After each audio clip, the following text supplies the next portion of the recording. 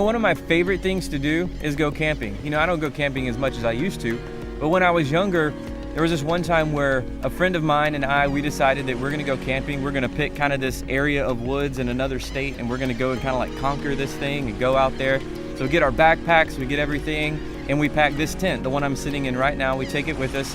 And so night comes, we get ready to hang out and set up our tent. And so we set up this tent on the side of a river. And so it was just the greatest thing ever. We're sitting there, we're roughing it, but we're protected at the same time. The most important thing about camping is the tent, because the tent provides you protection. How many of you have been camping before? You know what? I want you to raise your hand right now, where you are. Raise your hand if you've been camping before. All right. Now, some of you, maybe camping's not your thing. Raise your hand if you'd rather stay in a hotel. Okay, yeah, some of you are like that too. And I'm probably more like that now than I used to. So my friend and I, we're camping, we're hanging out, we've got the tent set up, it's great, we're protected.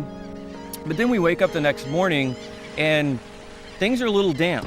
Not just like kind of a little bit wet.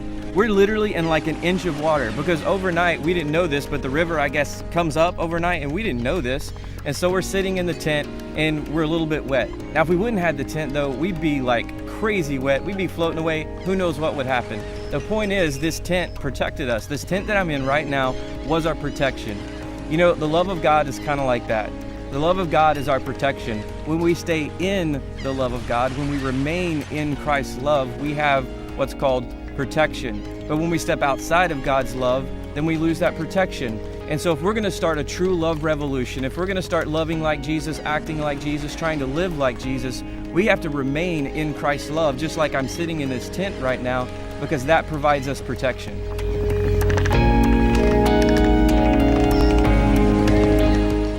In the book of John, there's this verse that talks about this concept of remaining in Christ's love. John 15, 9 through 17, it goes on to say this.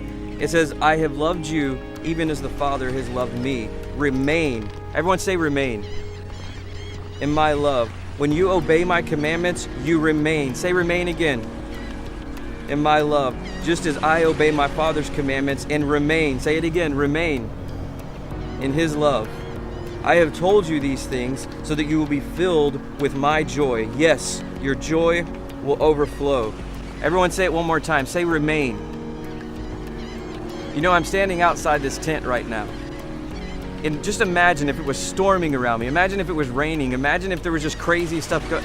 It would be dumb for me to stand outside the tent, because the tent protects me. It's the same thing. It doesn't make sense for us to try to love without God's love. It doesn't make sense for us to try to go to school and do the things that God's called us to do without remaining in God's love, remaining in his power. And so in the same way, right now it's great because it's sunning outside, it's beautiful, I can walk around, but man, the second that things get crazy, I can jump in this tent right here and I'm protected. In the same way, you need to remain in Christ's love. And so that's the first thing I want you to write down is this: love remains in Christ. A true love revolution, loving like Jesus, living like Jesus, remains in Christ. And so that's your first point, is love remains in Christ. When we remain in Christ and we remain in his love, it also makes it a lot easier to know what our job is.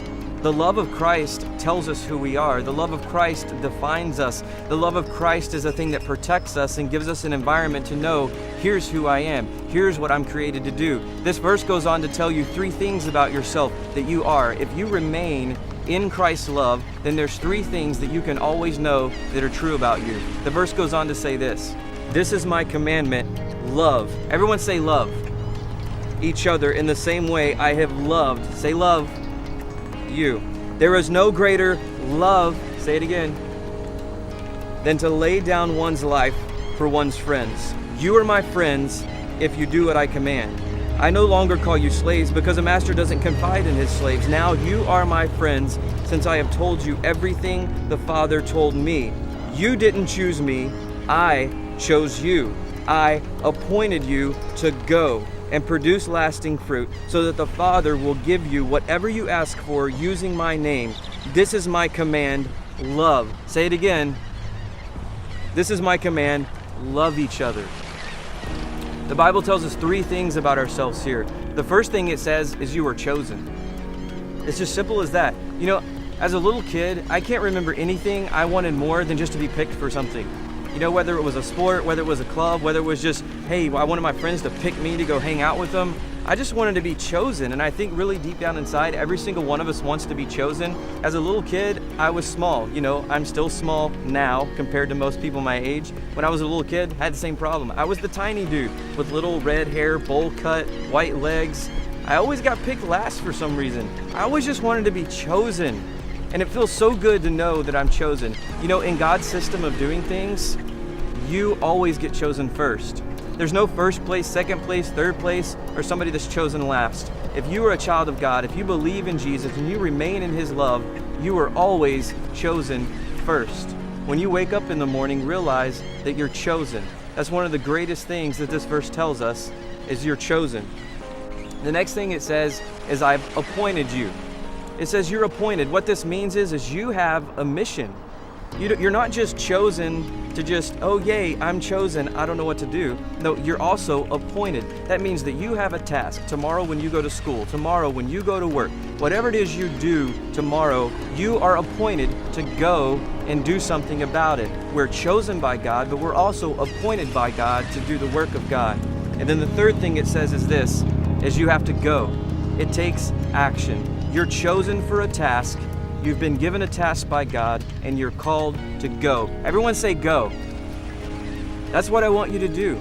Tomorrow, I want you to go to school. I want you to go to practice. I want you to go to class. I want you to go home. And everywhere you go, realize that you have a specific mission to spread the gospel of Jesus Christ, and you have a specific calling because you are chosen by God for things that are so much bigger than you can realize. So the three things that this verse tells you is that you are chosen, that you are appointed, and you're called to go. So are you remaining in Christ's love? Are you remaining in that? Do you wake up every morning, realize that you're loved by God? Do you wake up every morning realizing that you're chosen by God, you've been appointed by God, and you're called to go? And as you go and as you do those things, are you remaining in Christ's love? Are you walking around outside of the tent while it's storming outside and you're getting wet for no reason when there's a perfectly good tent called the love of God sitting right next to you? Are you remaining in the love of God?